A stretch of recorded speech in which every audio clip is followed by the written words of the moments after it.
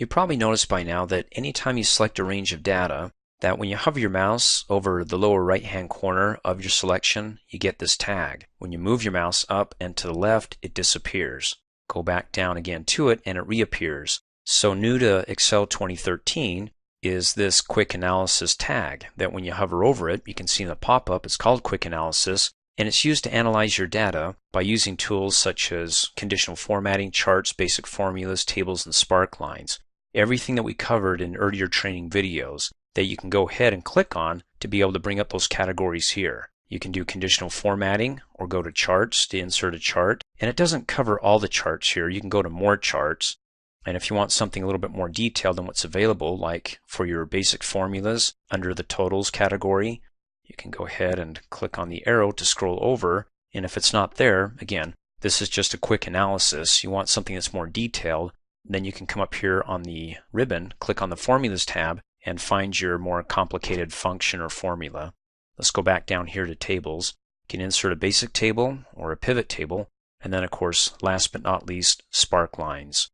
Let's go back to Formatting for the conditional formatting and do an example here of the Quick Analysis tool. And you've got data bars that when you hover over it, you can see that you get a preview in your selection up here. Let me go back down. See? There we go. When I go ahead and click on it and click off, what it does is it finds the cell in the selection that contains the largest number and gives it the longest data bar, which is 2,225. And the cell that contains the smallest, well, gets the smallest data bar, and then of course everything else in between. Now if you want to go ahead and clear this, select the range, get your Quick Analysis tool, tag up, click on it, and come down here and click on Clear Format. And that's it.